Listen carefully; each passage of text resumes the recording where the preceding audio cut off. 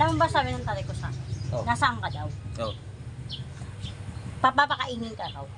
Lang. Nang sinigang na hipon. Oh? Tapos nagpaiwan ka sa labasan. Oh? Mas inaalala ko nga ng tatay ko kaysa sa akin. Tapos gaganyanin mo ako.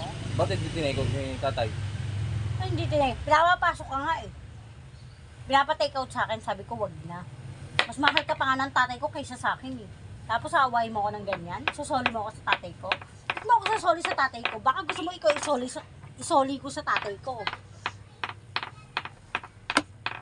Gusto mo ikaw isoli ko sa tatay ko? Magpalit na tayo. Tatay. Mas mahal ka ng tatay ko kaysa sa akin, tapos ako isasoli mo? Baka ikaw soli ko sa tatay ko. Dapat tinikot mo yung hipon. Eh hindi ka kasi pumasok eh, nahanap ka nga ng tatay ko eh. Eh baka nga yung tricycle natin, iisip ko, baka pagbalik natin